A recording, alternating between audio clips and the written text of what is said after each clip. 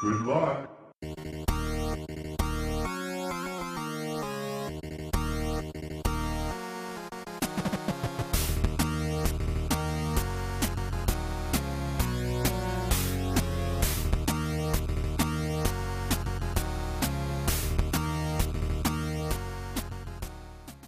Hey everybody, and welcome back to the Game Addicts podcast, the show where we talk about the modern and retro video games that we play and collect. I'm your host, Brando. Of course, join with me as always, this podcast player too, Mike. Oh, hello. And hopefully this new experiment worked. We got like a green screen behind us to put stuff behind us for when we're talking about kind of stuff, pictures or videos or whatever. Just to add another element to the show. And then, of course, when we start streaming, we have a green screen. Exactly. So if it worked and everything worked out fine, you're seeing like our logo behind us. Hopefully. If it's not, you're just seeing a green wall, and the other wall was just like kind of like this off blue. Yeah. Like the sky blue. So it's I like green more anyway. Kind of. So it is what it is. And then also if you're listening via the podcast services, well, you're not really noticing anything. So it is what it is. Welcome back, guys. I think this is episode 38. We're inching ever closer to the episode 40 mark. Yes.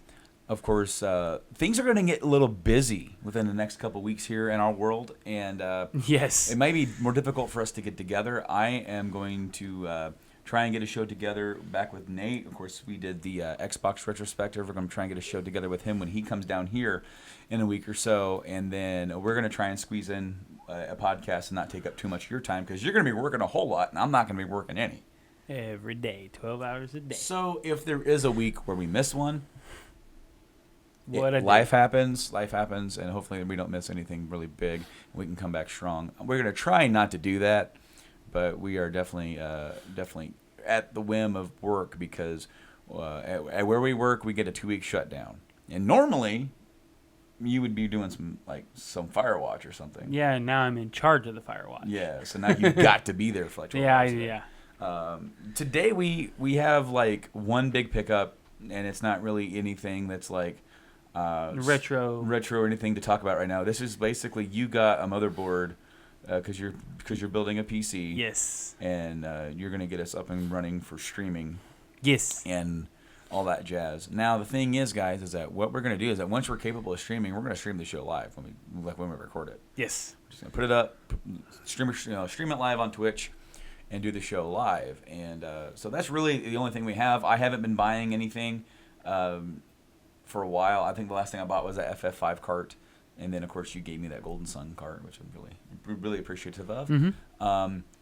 But that's pretty much it. Is this big honking box of love, burning love. right there? So Really, it's liquid cooled love. So really, it's just here to be like a little prop, a table piece. Yeah, and for those that are watching or listening, whatnot, it is the Maximus 9 Formula motherboard. So this is a new one they put out is a liquid cooled actually on the board. And it's from Asus? Asus, yes. It's the Asus Republic of Gamers. Those of you that know the Maximus, you know exactly what this is.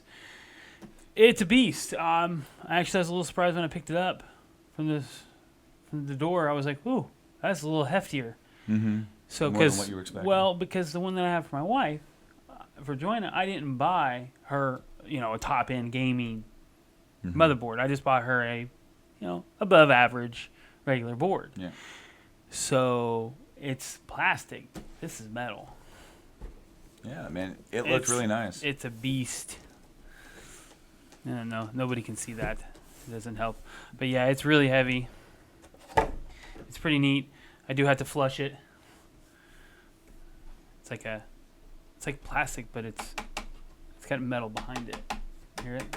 Yeah. Well, I mean that. It's firm.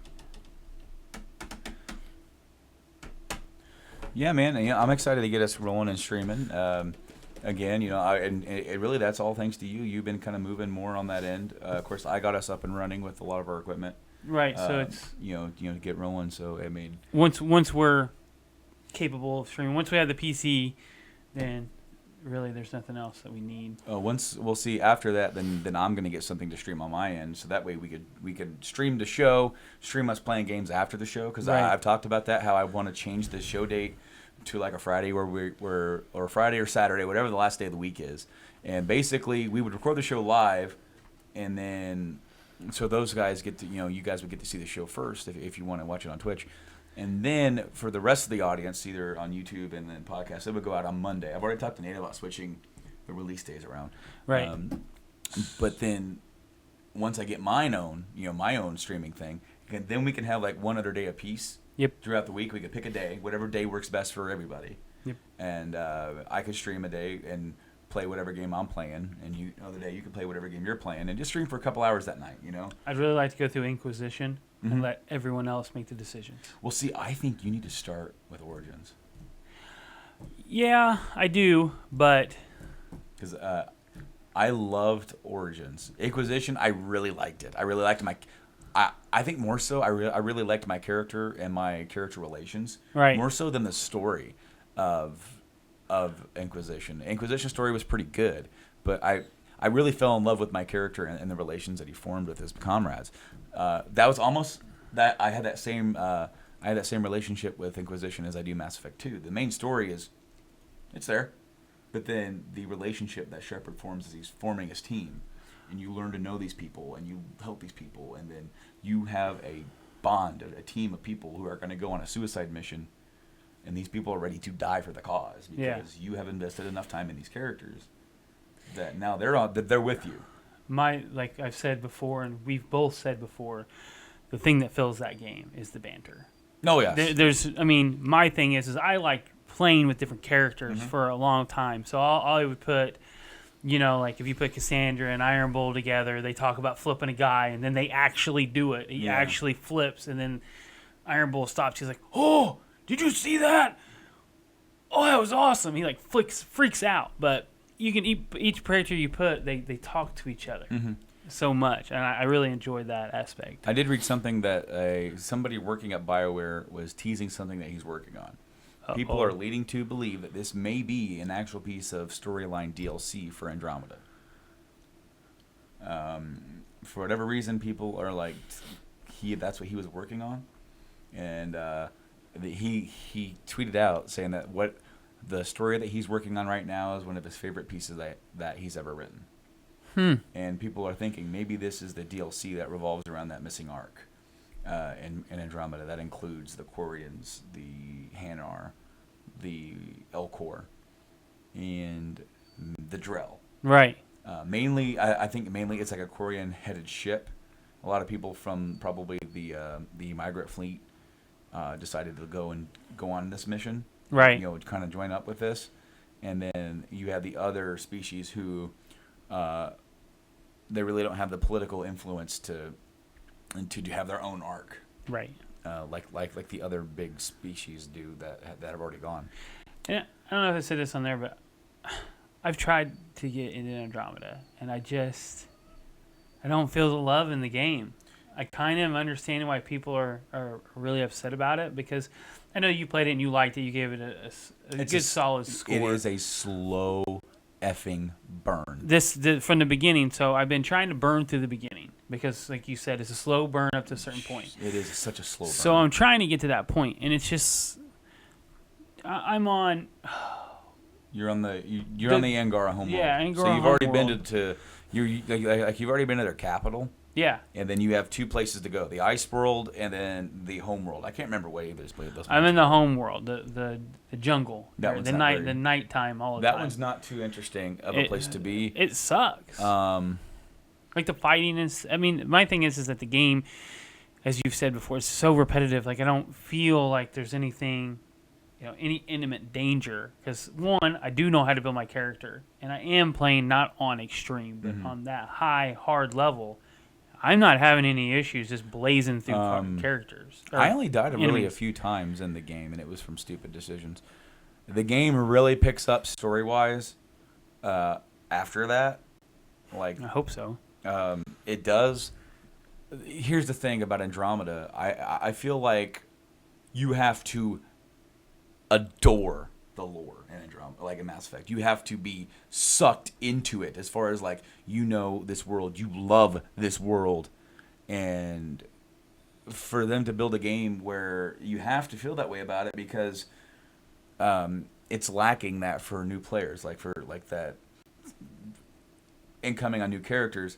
They just throw characters at you and species at you, and you don't really know what's what. Mass Effect 1 kind of does this, but they kind of go out of their way to offhandedly explain something very simply within dialogue. Right. When you talk to somebody, they'll say this and say that, say this, and by the time you finish the game, you've kind of pieced together enough to know about these races and characters. Andromeda doesn't really do this because it's a brand new game, but it's the fourth game, and so that doesn't bother me. What bothers me is that it's like, okay, get this, go way out there, come back, go back out there, come back, go a little further than that, come back, but it's not really giving me any. Like, I feel like Mass Effect 3, every time you made a major decision, there was a cutscene and you got a ton of information just downloaded to you, like, okay, this is what your decision made an impact on. Yeah. At this point, it's just like, okay, cool. Thanks for turning on our atmosphere, or turning on the vault. Thanks for turning on the vault. A lot of the major decisions that you make in the game in Andromeda come back and reflect at the end. Right, but like I'm saying is like, as I come through the world, I don't feel that it's filling itself up. I feel like it's naked to the combat. The combat overshines everything else in the game, which I love. The combat is a blast to me. That's why I really enjoy that fact that you can like run in and you can do whatever you want. You can flip on, you can change on the fly. I love that aspect. But what's bothering me is the fact that I feel like it's just when you go to point A to point B, you're just dragging. At times, yes, oh yes, and that's that was one of my biggest complaints with it, was the sheer repetitiveness of just go here, go there, go there. At points that the game pays off, you know, the game definitely pays off. Right. I'm really hoping to get. I really like the multiplayer. Like every time I play the game, I sit and stare at the multiplayer. Like, no, you need to play the campaign. You need to finish this out. You need to know what's going on. But I get an hour in, and then I'm just like, eh. I really enjoyed some of the stuff with the Angara. I really liked, spoiler alert, not really spoiling for you because you can kind of figure it out. Yeah. Finding the other arcs. Yes. Finding the other arcs. I'm on the Turian arc right now. And figuring out what happened, this and that and the other. You know, going through that was cool. I really like that. I really enjoy the Ket as an enemy. You know, they are a little bland at first, but when you start understanding who and what they are and how they operate, and they're a little bit more interesting of a villain than just bland villain. Because at the beginning, they seem very bland. Yeah, they are very bland. But as far as, like, they don't really seem like they have much, like, there's not really anything, like, interesting about them. Right. Until you figure out a little bit more. Your cat's going to hawk up a hairball. Yeah, he is. Thanks, buddy. Make it on podcast. We're trying to do a podcast, and you're over here hacking up. Now, how the Ket reproduces through exaltation. Right. They pretty much, how Ket reproduces, they take other people and make them Ket. Yep. That's how they spread their DNA. You have to fight a Krogan Ket. Do they actually take the shape of... A little bit, yeah. Okay. It's like a mixed, like, Krogan Ket suck. Yeah. Krogan Ket fucking suck. Just BT dub. They suck. Because they charge right at you. Kind of like brutes. Yeah. In that same aspect. But then you're like, give me away. Yeah. See, most of the larger enemies in this game that I've come across at this point, I blare through. They just crush them.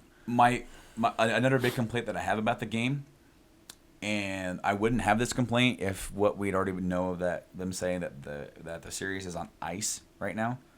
A lot of the major stuff that would be like really cool to delve into lore-wise is not explained, and they're waiting to like the next entry to do that. Okay, that would be cool if we were getting it in Andromeda 2, and and this team that made this would be allowed to make the game better, right? Because they knew what they were releasing. We've talked about that here on the podcast before, but we're not getting that, or seemingly not getting that. I am excited about the possibility of that other Arc DLC. Right. I want to see what that does, and hopefully maybe we get an added squad mate with it. That would be cool, and like maybe like a Quarian squad mate. I was gonna say a Quarian. But see, I also think it would be cool if some Geth stowed away, so we actually get some Geth interaction too, some more of the Milky Way stuff going on there.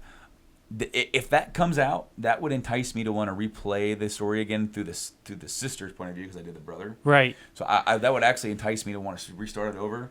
Now that I know what the game is like, and now that I know how it is, I'm going to be accepting of how that is, and maybe that'll help me blaze through it a little bit better.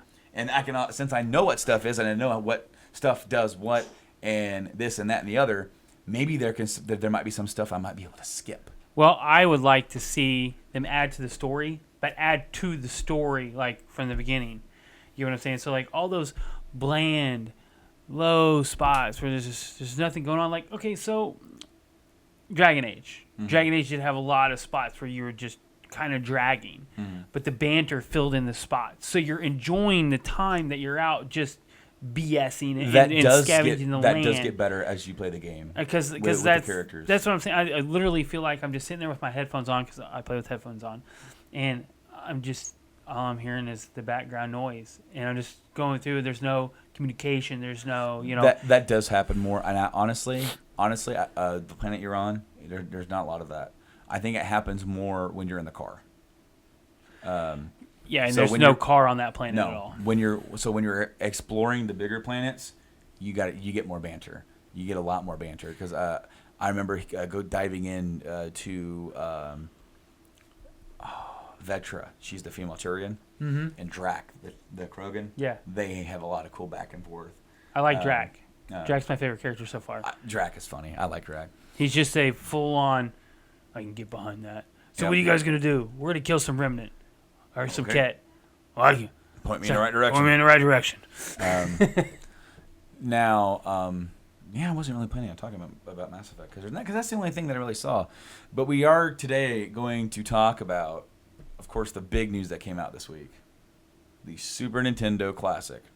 Oh, yeah. Of course, Nintendo announced this. We all kind of, there was the rumor that they were going to do it, and of course it makes sense completely for them to do it. Well, what their best change is that they're making more units, guys. So they said that they're going to make more units. It's coming out in September, and there's going to be 21 games on it. And did we just say this on the last podcast?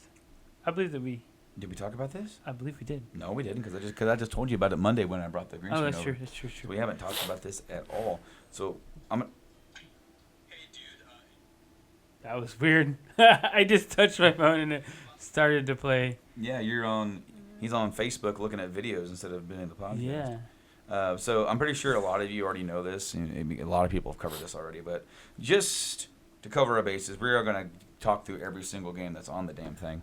Contra 3, Donkey Kong Country, Earthbound, Final Fantasy 3, F-Zero, Kirby Superstar, Kirby's Dream Course, Zelda Link to the Past, Mega Man X, Secret of Mana, Star Fox 2. We'll get back to that. That's huge. Street Fighter 2 Turbo, Super Castlevania 4, Super Ghouls and Ghosts, Super Mario Kart, Super Mario RPG, Super Mario World, Super Metroid, Super Punch-Out, and Yoshi's Island. That finale there is that you have to have those on that, in my opinion. Like, you can't create something and not have those 5 games. They really, I think, as far as like, I think I did see somebody criticize that like, what, there's no love to shooters on this, and like Contra's like that run and gunner, but there's no like a super R type or something like that. But I really feel like they hit almost everything they needed to hit. And in fact, if there was one game that I could change, I would take Kirby's Dream Course out and replace it with Turtles in Time. Yes. If that was possible. That would be... That's the only way to make it better. I mean, I'm not a big fan of Super Ghouls and Ghosts. I'm not saying it's a bad game. I'm not saying it's a great game. But really what you're getting... like, was there Final Fantasy on there? Final Fantasy 3? Yeah. Yeah. So, really... I mean, Super R-Type, when you look at some of the best-selling games for the SNES, R-Type's not on that list. So it doesn't bother me. Most of these are... your go-to, like Mario RPG, all that. You can't have it without. I mean, okay, I'm not a big shmup fan. I'm not a big shooter guy. Right. I can play them for a little bit and then I get bored. That's just me. Most of these here are what I want. Exactly. What I would want. I want the inclusion of Earthbound alone is awesome because of how expensive that card is. Even though it has been kind of going down. We could actually do a price what you're getting bang for your buck if you were to collect retro. Sure. Okay, let's do it. You have here. I have the list. You have the list. Let's go to Game Eye. Yeah, go to Game Eye, and type in Contra 3. Hold on. It wants me to Send a save point. email. Not right now. Go to the encyclopedia. All right, so we're going with Contra. Contra 3. The Alien War. Did I spell it wrong? No, put Contra. Super Contra. No, put Contra I. You're filtering through GameCube. Oh. So turn off filter. Yeah. Clear all.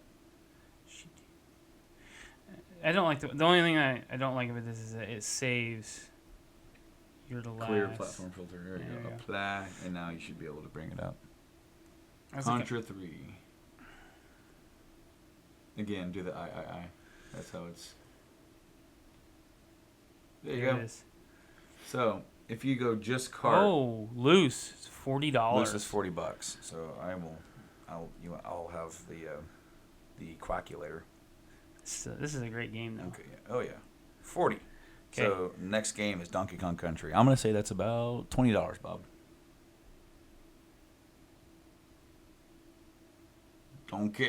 Donkey. I was hoping to skip that. There's too many Donkey Kong games. Yeah, there is. There it is. Right here, right? Yes. Yep. 16? $16. Overbid. Overbid. Oh, wait, no. What am I doing? Okay, plus 16. The next game is Earthbound, and this is about 150.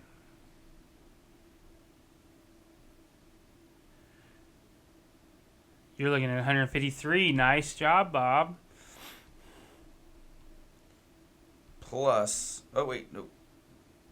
Buddy, I tell you what, I cannot work this stuff. Final Fantasy 3. 35, Bob.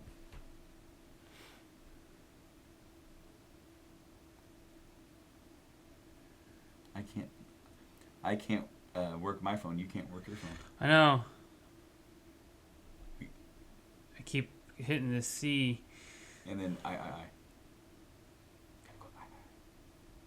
There it is. No, wait, that's 2. There it is. 39. What'd you say? 35. 35? That's still a good one. That's still a good call. Okay. You ready for the next one? Yep. F-Zero. $7. Grand Prix? Or this one. This one. This one. Original. $11. You're about $4 off on every one. I was gonna guess 10, but I thought that was a little too much. The next one is Kirby Superstar. This one's gonna be like 30, maybe. Oh, not the U. That's the D. 40. 40. 40. Next one's Kirby's. Kirby's Dream Course. I don't know about this one. 23. I got it too I don't think fast. I ever played that. Link to the Past.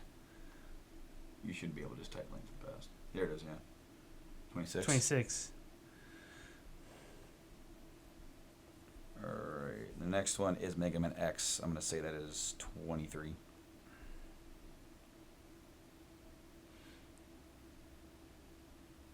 $29.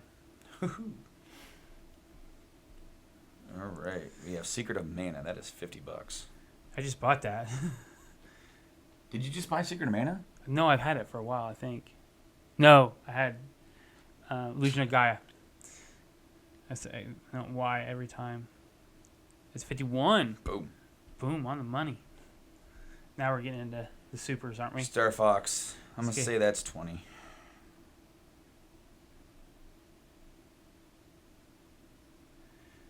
$12. Oh man, cheaper than I thought. Star Fox 2. So Star Fox 2 is not available in the U.S. on original cart. Star Gox. I like that. Star Fox 2 is. It's not in here. Yeah, it's but not Star in there. Fox 2, it has no questionable marks, yeah, prices. Because before this, it's only been available through Repro. So really, when you think about it, people are saying, no shooters, but right there's another shooter. They're shooters, but they're not shooters in the sense that they want shooters. Okay. They want shmups. All right, so what we're going to do with Star Fox 2 is that we are going to look up really quick a Star Fox 2 Repro, and I believe it's $80. That's my guess, Bob. I'm guessing $50, because it really depends on if you like what you get. Star Fox 2 SNES reproduction, Etsy.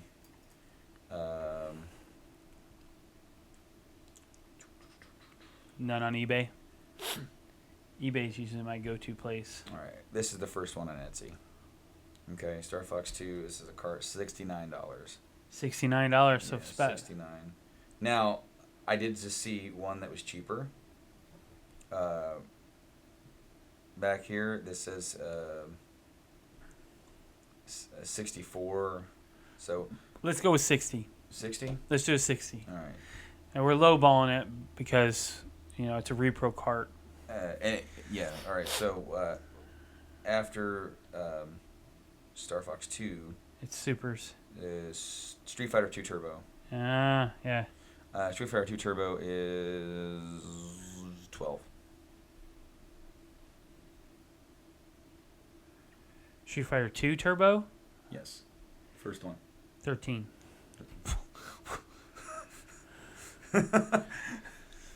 Boom, man. On the money. Yeah. Super Castlevania 4. I'm going to say that is 40. 38. And we got Super Ghouls and Ghosts. I'm going to say that is 30. 20. 20. Super Mario Kart. I'm going to say that's 20.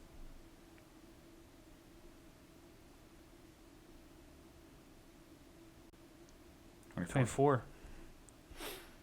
And then we have Super Mario RPG. I'm saying that's 50. I think it went up a little bit. 52? 52, yeah. Let's see. Super Mario World. I'm going to say that's 20. I'm good with that. Super Mario All-Stars. Super Mario World. That's not it. Yep, you're going to have to finish it.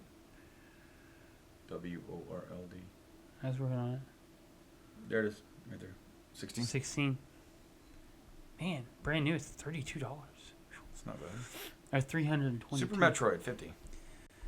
Yeah, you're right on that one. I know, I just bought that recently. 45. Hey, it's gone down just a tad. Super Punch Out. That's 25? 20. 20? Yeah, I'd say 20. Super Punch Out is 22. Okay. Yep. I said 25. 22, you said? Yep, 22. All right, so we are on the last one, Yoshi's Island.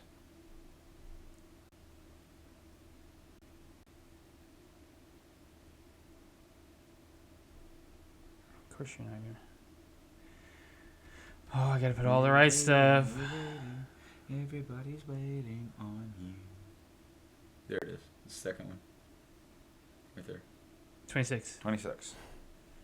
I didn't guess that one. All right, so we are looking at $752 For $80. for if you wanted to go out and collect every single one of these cartridges, just the carts. Yeah. That's around about how much it would cost you. So you're getting a heck of a deal for $80. Yes. Now, of course, this new system does put out an HDMI. It comes with two controllers, which are confirmed 2 feet longer than the NES ones that came out for that one. Which is great. We don't know if you can use the regular controller, because while the plugins look the same, I'm going to bet and say that they're just a little smaller. Yep. So that we get to buy all new ones. Yep. So this is going to come out on September 29th. Now, awesome, right? Are these available for pre-order? They're going to be. Some look places and see. might have them up. That was an article that I did see, something about pre-orders on this. Now, I read something else about this that really irked me right before we started. NES Classic pre-orders already on eBay. So people who are pre-ordering it are already putting it on eBay. I'm not even seeing a pre-order. I think available. On Amazon. It's right there, but it's not available yet. Currently unavailable. So keep your eye on that. Actually, I'm going to put, please email me when this comes available. Now, where did I see it? Nintendo said it plans to produce more SNES classics, but also said it will only be making them through the end of 2017. Yeah, that's what irked me. That's what irked me. Nintendo, I love you, but I hate you at the same time. This is going to cause... So they're going to make more of them, but it's going to be just as rare because people are going to flip the crap out of this. Fuck you, scalpers. And so... The funny thing about this is that this September is going to be almost a revival of the 16-bit wars. Yes. Because there's another system coming out in September as well. What system would that be? The Sega Genesis Flashback system. I think we've talked about this on the show before, but it makes sense to talk about it here. Right. It says it's going to release in September. It's going to have 85 built-in games. Now... We're not doing a list for 85. No. We're not doing that. There isn't a list. There is no list just yet. They've just said, in addition to the slew of built-in games, including the titles from Sonic, Phantasy Star, Shining Force, and Mortal Kombat, the console also includes cartridge support that supports almost all of the original Sega Genesis and Mega Drive cartridges. Here's a question. Is it going to be freaking analog only on sound? Remember that? Well, no, this is going to have... a 720p HDMI output. Good. And you could put scanline filtering in to make it look like an old TV. You can also support a feature that lets you do save states, pause, and rewind. Nice. Now, here's a problem with this. Oh, and the controllers are 2.4 gigahertz wireless. That's good, but the controllers look like they suck. Now. And does it have original plugins for the original? I don't see any. I don't know. Now, the company that's making this is the same company that released the other flashback ones that are already out. The one that I have? I got the little... Yeah, the little dinky one? Yeah. I got the same one? Yes. That piece of crap? Yeah. I think that's the one that only has analog. Yep, same. Now, now this is an improvement on that. Yes. Okay? However, the controllers on that are complete crap. Mm-hmm. So they need to up their controller game, and they need to up the overall quality of the console. Here's my question. They didn't sell any of their patents for those controllers. Or actually, they're not patent anymore because it's been over 20 years, correct? Yeah. Well, I mean, yeah, that... So why don't we just... Technology has advanced so far. Just make the controller feel the exact same way, and you just throw us in some... We want that. Lithium ion. We want that, but it's also a matter of cost because they don't want this to cost too much. Let me see if there was... yeah, there are 2 controller ports for those who used to use wireless. It would help if I actually reread the article. Yeah. Was there a price on this? I don't see a price. I'm guessing the last one was 40. So I'm going to say HDMI, say 69. 69.99. You think 70? Yeah, I'm thinking 70. Now, if this can do what it's supposed to do, all right? Because right here, it says 85 built-in games. Here's what I also don't like. Classics and new hit titles. In other words, this is going to have, out of 85 games, you're probably going to get 20 to 25 classic Sega titles. And then you're going to get a slew of bunch of crap that are just like what's already on. Some of those games are unplayable. They are completely broken and they don't work. Now, since this has cartridge support, I'm a little bit more lenient with that. Yes. Because as collectors, we can go out and search the games that we want to play that are not included. And the good thing with Sega games is they're not overly expensive. Some of currently. them are. Some of them are. Currently. But some are not. Yeah, I'm hoping that this controller is a slight improvement. It's not looking like it's looking like that same shitty ass controller. Yeah, it looks like the same one. But if you can use the original controllers, then you know. Does it actually show some of the games? Well, yeah, it's showing a few here. Alphabetical, my favorites, recently played, Sega games, Sonic games, bonus games, cartridge games, and then you have Adventure in the Park, Air Hockey, Alex Kidd and the Enchanted Castle, Alien Storm, Altered Beast, Arrow Flash, Baku, which is a Game Gear game. Yes. So, Bonanza Bros. So there's going to be a bunch of crap, and then there's going to be some actual good stuff on here. So, what's a better deal, you know? Is the SNES Classic or is this? Now, this is going to be available long after the SNES Classic. It's going to be easier to find. I believe the SNES is the best. Well, here's the thing, though. For value, yes, I agree with you. So many home run games included on that, yes. Right? So many. You're talking about lack of cart support, aren't you? Lack of cart support, number one. And number two, availability. Yes. Because guess what? I'm not going to camp out. I'm not going to pay more than $80 for this. When for both of these things, a Raspberry Pi will do the same crap.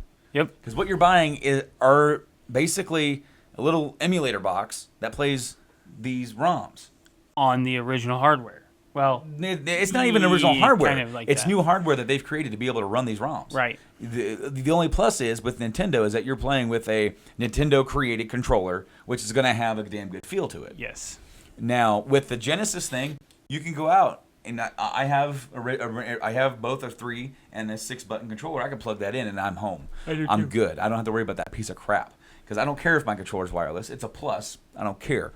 But the big thing to me is they're charging 80, 70, 60, whatever they're going to charge for this, and have you pay more for it to get it because you can't find it because they're not going to either make enough or not make it long enough. When you could go out and get a Raspberry Pi, put way more games on there, put even more systems on there, put your Bluetooth controller on there, your PS4 controller, PS3 controller, whatever have you, hook that up to your TV, HDMI out, there you go.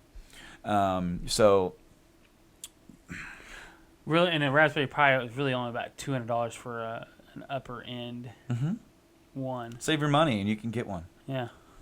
Yeah. Be like me and build you you could do that. $2 or $3 grand computer and it plays everything. Well, and it just part of that really just irked me, especially when I saw that they're only going to make it throughout from September to the end of December. Right. That's it, really. What if people, won't be this item? They're doing this on purpose. To drive up the demand for it. That's the reason why they canceled the NES Classic. Because they didn't want that on the market while they released this. But the thing is that it really wouldn't have competed with itself because those that like Nintendo games, they're going to get both. I would get both, but I'm not paying $150 for somebody that's bought this just to resell it. Screw you. That list of Super Nintendo games. Now, not everybody's a collector, right? So this doesn't apply to everybody. This is to me. Okay? Just me. I don't have Contra 3. I have Donkey Kong Country. I don't have Earthbound. I have Final Fantasy 3. I have S-Zero. I have Kirby Superstar on the DS, but not on Super Nintendo. Right. I don't have Kirby's Dream Course. Never played it. I have Link to the Past. I have Mega Man X. Don't have Secret of Mana yet. I have Star Fox. Don't have Star Fox 2.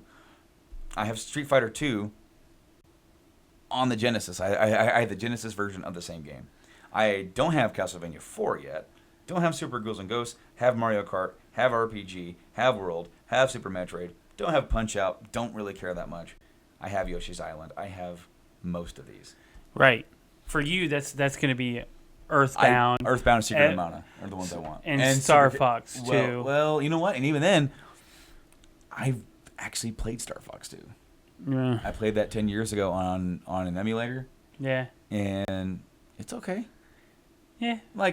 It's okay. I didn't like it as much as I liked the first one. But I would want Earthbound. I want Secret of Mana. I want Castlevania 4. And that's about it. That's kind of where I'm at. at. As you stated, you can build a Raspberry Pi and just stack it. Or you can hook up, a Super Nintendo and go out and get some of these slowly through time. Right. And do this little burn. And people want that gratification. They want that now. They want to buzz on that retro feeling. I get that. But for $80 for them to only make it for so long, that really pisses me off. There was a lady the other day that had one of the NES classics, sold it for $60 with an extra controller. That's not too bad. It had, by the time I saw it, after 25 minutes of being up, it had over 533 views. Somebody has a PSP up for sale. Silver PSP, 2001 with Birth by Sleep, Portable Ops Plus, and Final Fantasy 2. Yeah, what's the cash money? 80. It's not terrible. Considering it's about 60 for the PSP, and then you get like all those games. Final Fantasy 2 is about I'd say $16. And then Birth by Sleep is about 13, 15. 13, 15, yeah. It's a good deal, but I saw. Oh, what we got here? We got some 360 stuff, some 360 controllers. Anywho. I like how we're just looking at this. Ooh. Battlefront 2, $10. How much is that worth now? It was worth like almost $50. I'll look it up. I got it. I've already got it open. We are such a boring podcast sometimes. We're like, because we get into this mode of just like, we have to know now. Oh, yeah. Actually, it's gone down considerably. It's down to $25 complete box for Xbox.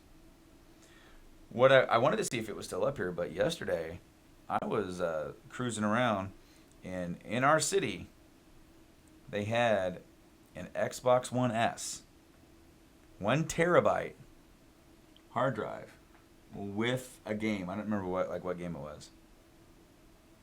$150. That's a good deal. I wanted it. That's a good deal. I wanted it. I wanted it pretty bad. Also, I like how I looked up guitar amps once, and now I just get a whole bunch of them. Yeah. That's the way this thing works. Dude, I wonder if that one TV is still on here. Do you remember I showed you that TV? Yeah. That TV would be just baller. Oh, it's sold. Darn. I love how many inputs it has, and it's an older style TV, so our old games would look amazing on it.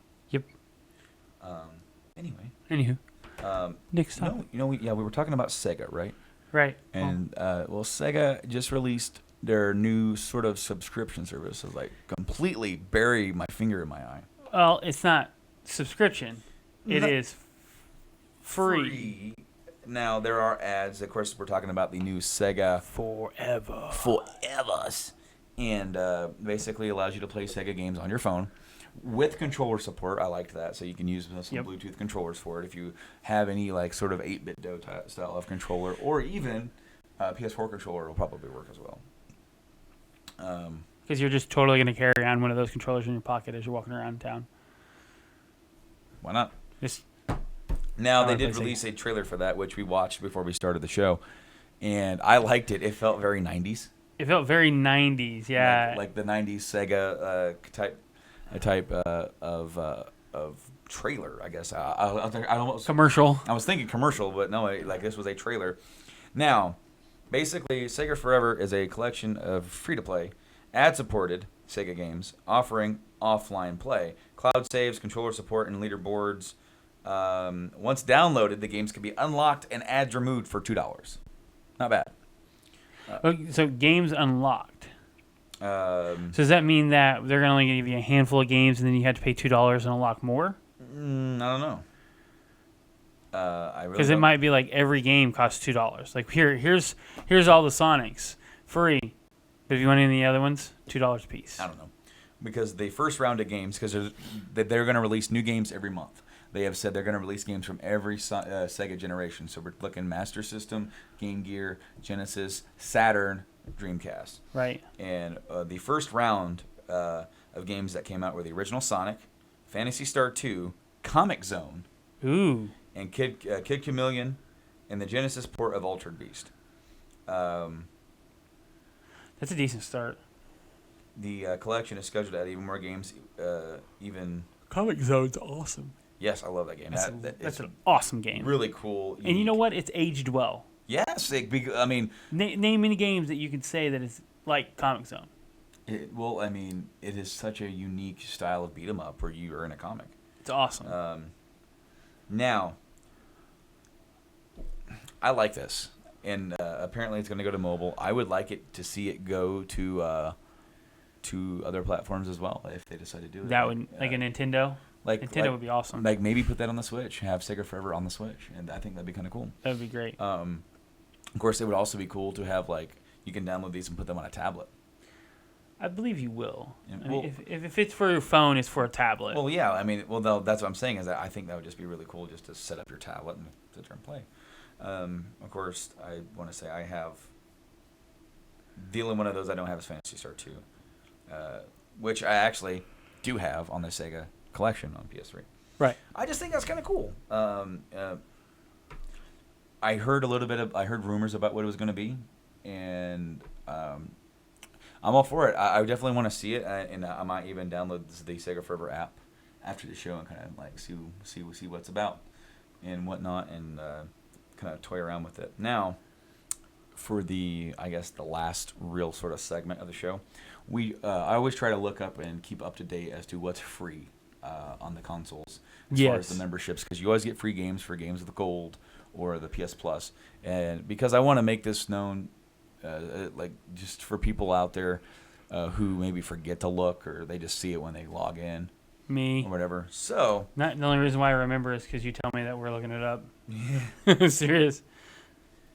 Okay, see what's funny? Now it says weak charging detected. Your battery is draining faster than it can charge.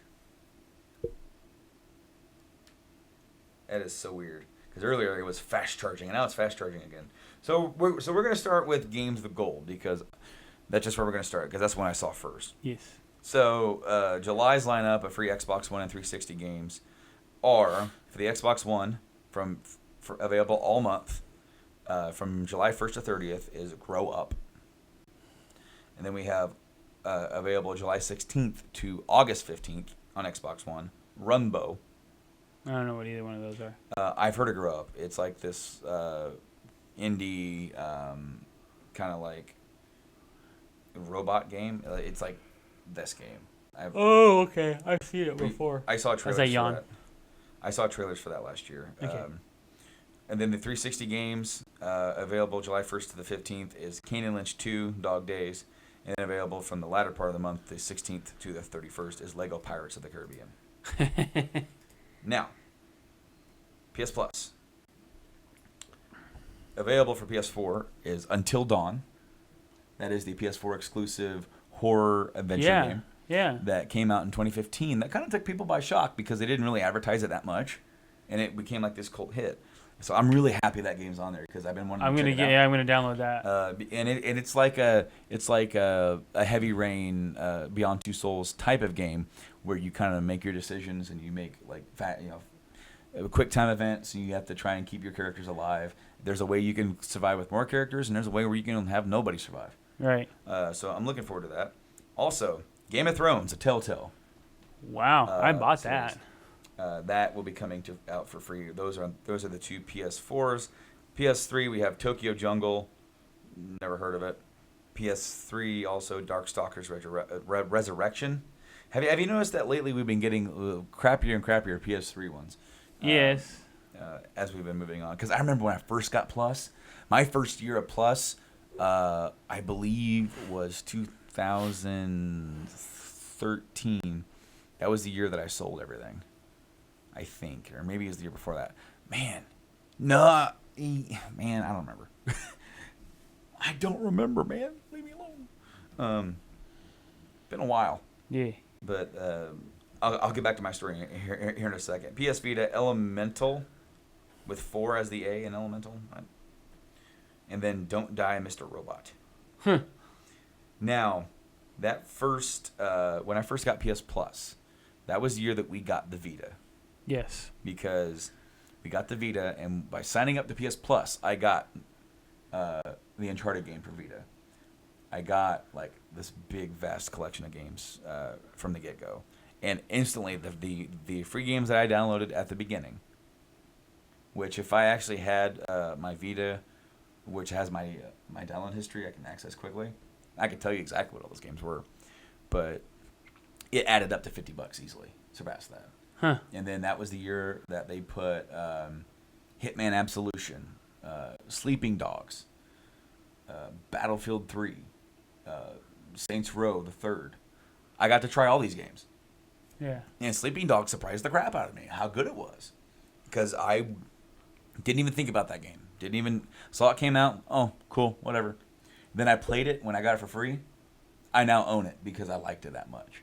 I bought it. I bought the remastered version on PS4. Right.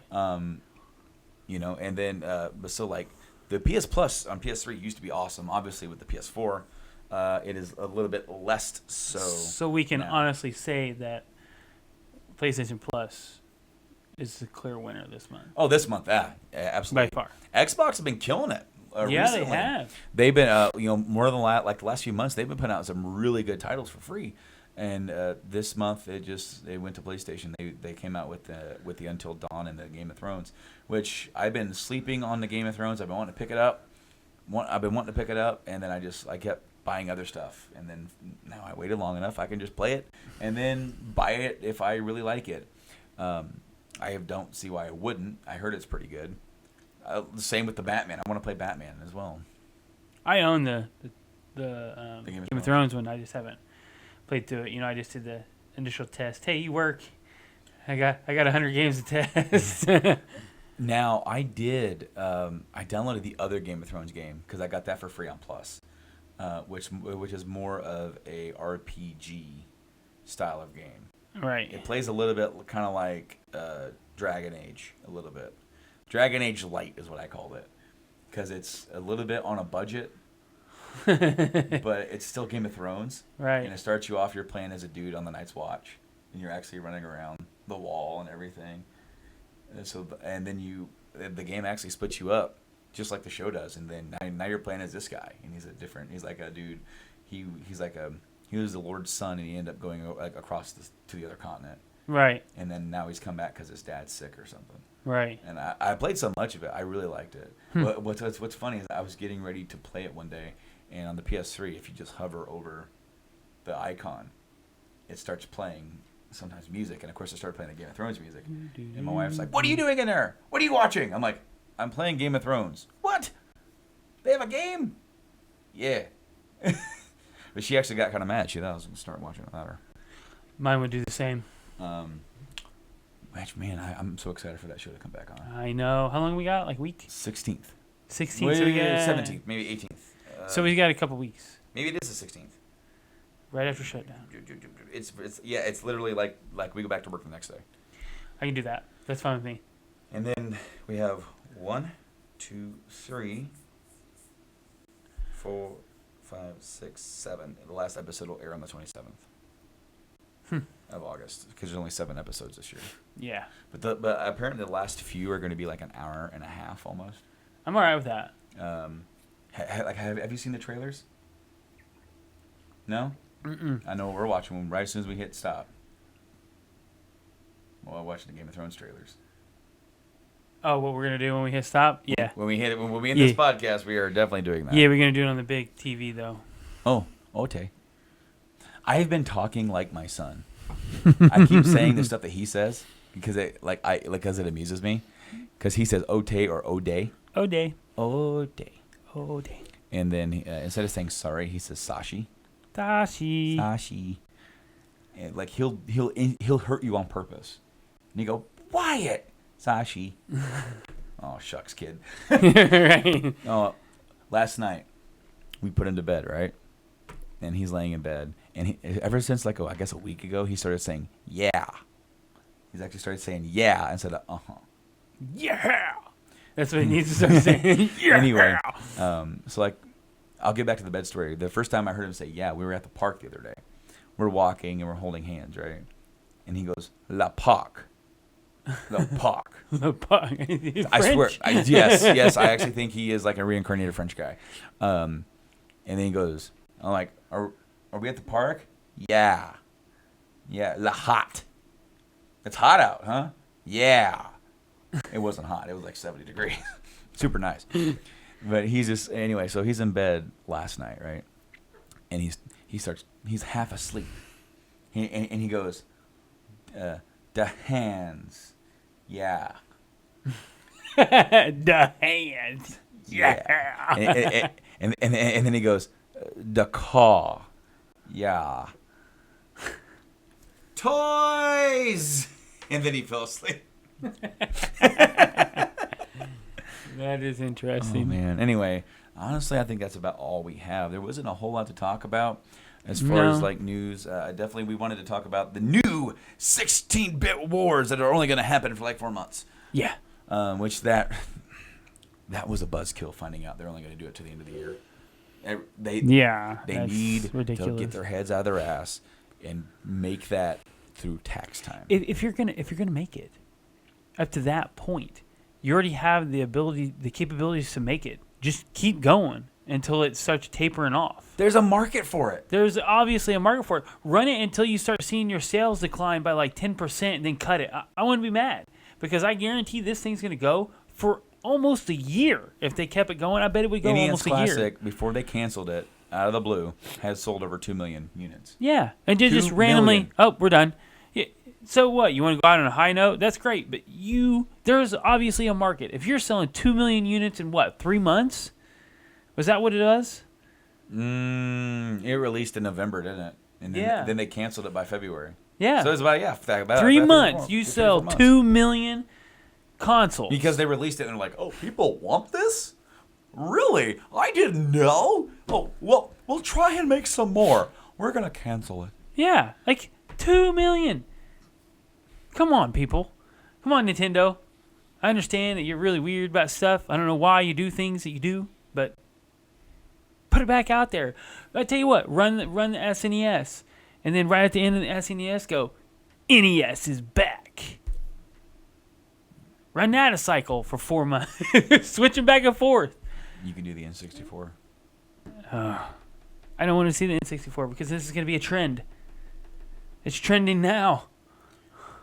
We're going to see the N64. It's going to have Mario 64, Mario Kart 64, Ocarina, Majora's.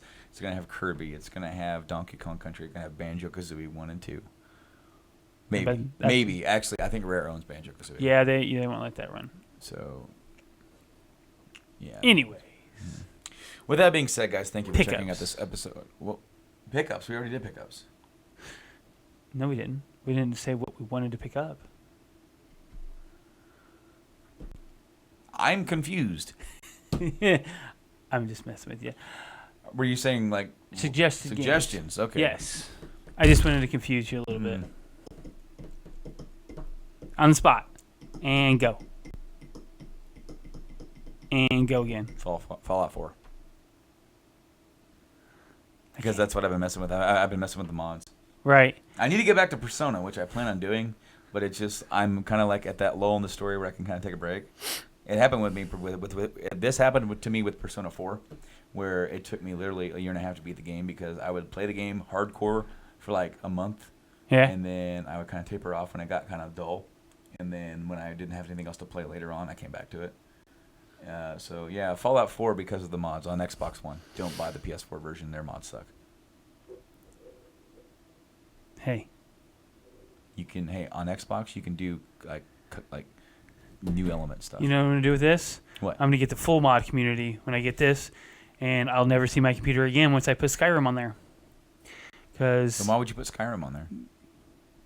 do you know the house that I live in? Yeah, but you should just tell her we can't do it. That's not going to happen. She knows the capability that I'm building. She's going to look at me and go, you can't put that on there, huh? No. No. Not at all. Well, Fallout's a later game. How come it's on there? It's not on there. Yeah, it will be. Day one. It'll be one of the first games I download. I wouldn't put games on there at all. Oh, no. That's that's just me though. That's me and my like anti-PC stuff. And I'm like, I don't want to play games on a PC. I want to use this on the VR a lot with Skyrim and Fallout because. So you're gonna buy an Oculus? Yeah, I will, for sure. The PS4, their VR is good. It is. It really is. But the Oculus is a much better one, and it runs off your system. And with the system that I'm building, it is going to be top notch. There's not going to be much out there better. What's your recommended game? Under the bus. Recommendation. Go. Under the bus. Go. Go. Soul Calibur. Soul Calibur original. Yes. OG Dreamcast. OG Dream. Okay. You didn't have a Dreamcast. I don't, but I did play the crap out of it. Yeah, okay. I believe you. Do you know what was cool? Like when they started doing. Well, Soul Calibur 2 is on GameCube, correct? I think. Was it 2 or 3 that they released across all 3 platforms? When I say 2 was on all 3 platforms, Because, that's the one I'm thinking more because, of. because Soul Calibur, one of them, they had an extra character on each console. You remember that? Because GameCube had Link. GameCube had Link. Hey, let me see that. Yeah, it's 2. Soul Calibur 2 Yep. On the GameCube had Link. On the Xbox had Spawn. And Yes. on PlayStation had Hayachi from the Tekken series. Where and- is the PS2 when I see Soul Calibur 2? Type in Soul Calibur 2. Just limit the search down to 2. Soul Calibur II. There it is. Yeah. Yep. All platforms. $3 for... Oh, that's 3. So GameCube's 10. Soul Calibur 2 is 4 for PS2 and Xbox. This one's more because of Link. Probably. Well, just GameCube. Yeah. GameCube general. But then which one was it? Soul Calibur 3 or 4 that did? What do you want? 3? Yeah, click on 3. That's on PS2. Yeah. Was it 4? Was it 4 then that it had an extra character on the PS3 then Xbox because PS3 had Darth Vader and 4 had and then Xbox had Yoda. Right here is 4. It's got a Xbox 360, PS3. Yeah. There's 2 different ones. There's 4 plus Tekken. 5 or whatever. Yeah. Tekken, whatever. So on this, there's only 2 versions of 4. Yeah, well, because like the PS3 gives you Vader and the Xbox one gives you Yoda.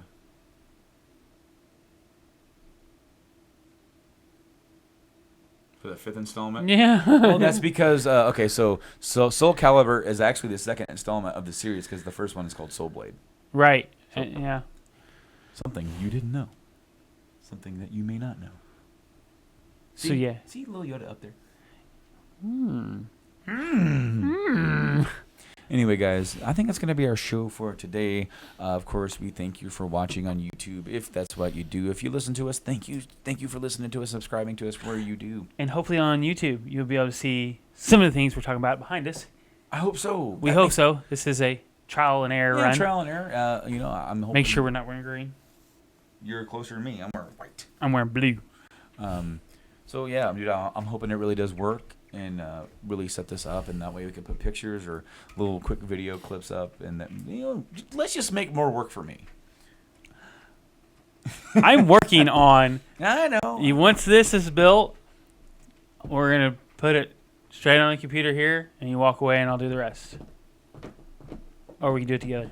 We'll do it together because I'm very particular about how I want stuff edited.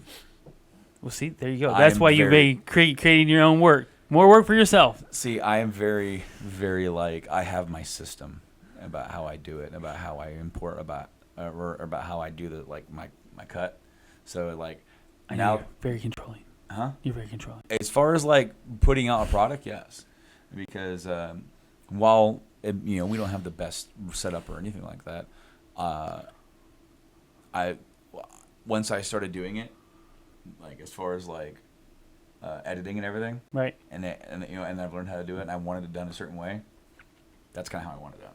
Once the hardware's all set up, that's gonna be my here's the thing. my I know baby. Nate watches this, and I'm kind of throwing you under the bus here for a second. Not like Cliff. Nate's gonna live through this one. Not like Anyway. Oh, puppy, it's all right. We're almost done. Quick story. So Nate, we haven't done an episode where I missed Journey to Comics for a long time.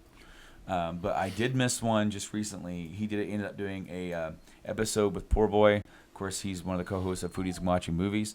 And they talked about the CW shows. Flash, Arrow, Legends of Tomorrow, Supergirl, and even Gotham. They even touched on Gotham. Yeah. That show ended up being 3 hours and 28 minutes. Shoo. Yeah, I know. Anyway, Nate sometimes forgets to take his board track because since he recorded it, he put it on the board, and they put it into Audacity, put it into MP3, sends it out. Right. He forgot to mix it to mono. Oh. Kitty, get out of here, Kitty. We're trying to do a show. What that does is that it puts Nate over here on the right side, poor boy on the left side. Yeah. So when you're driving in the car, I don't like the sound.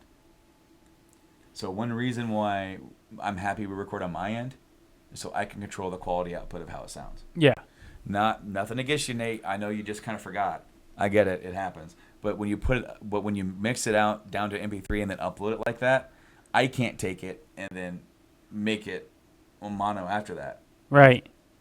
It has to be done before that. And so sorry, Nate, you got thrown under the bus.